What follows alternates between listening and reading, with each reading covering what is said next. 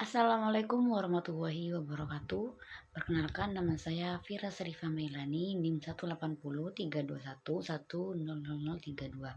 Saya di sini dari kelas C, akan menjelaskan atau mempresentasikan hasil review dari jurnal internasional yang berjudul Economic Efficiency of Rice Farming, a Stochastic Frontier Analysis Approach. Efisiensi ekonomi pertanian padi, pendekatan analisis frontier stochastic.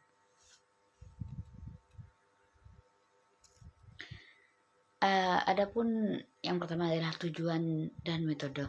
Tujuan pada jurnal ini adalah bertujuan untuk mengkaji efisiensi ekonomi produksi beras di wilayah studi kasusnya.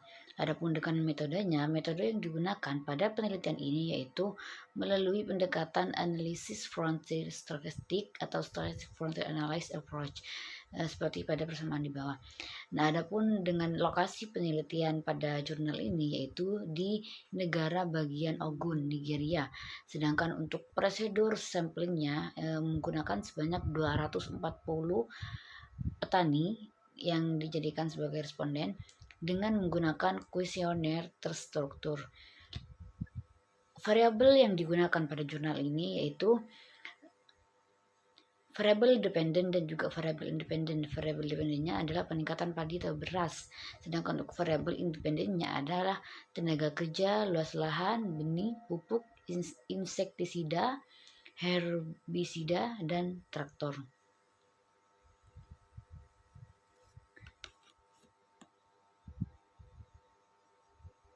Adapun hasil dan pembahasannya, di sini terdapat 3 bagian yang sudah dijelaskan oleh jurnal tersebut. Yang pertama adalah efisiensi teknis, di mana efisiensi teknis di sini, efisiensi teknis rata-rata di sini dinyatakan bahwa petani padi mampu memperoleh sekitar 80% hingga mereka berpotensi output dari kombinasi input mereka.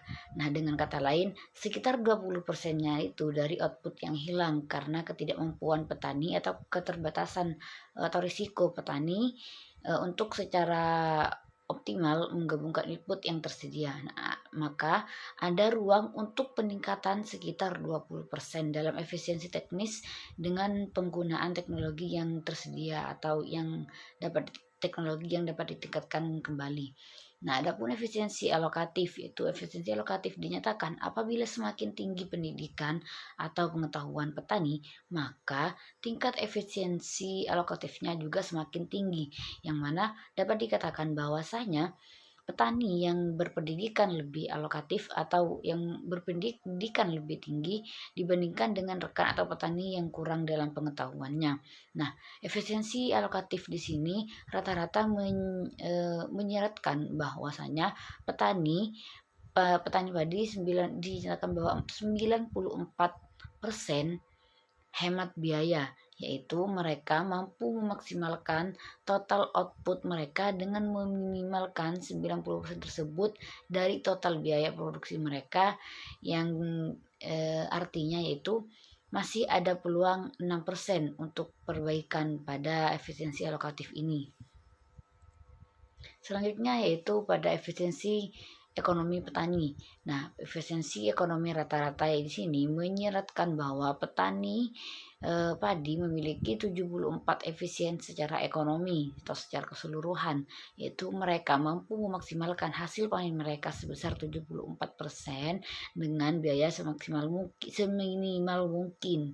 Maka efisiensi ekonomi secara positif dan signifikan dipengaruhi oleh usia, tingkat pendidikan, keanggotaan asosiasi petani, akses ke pasar umum, dan fasilitas kesehatan. Sedangkan untuk ukuran rumah tangga, pengalaman bertani, kondisi jalan yang buruk, dan juga jarak ke pasar terdekat itu berpengaruh negatif dan signifikan.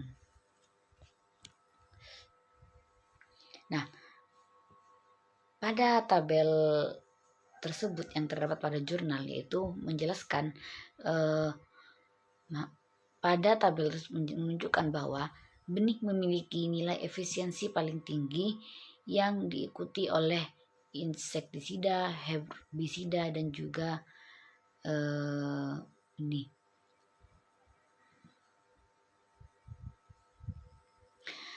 Untuk adapun yang berpengaruh secara negatif di sini terdapat tiga tiga independen, yaitu tiga variabel, yaitu tenaga kerja, pupuk yang digunakan, dan juga traktor.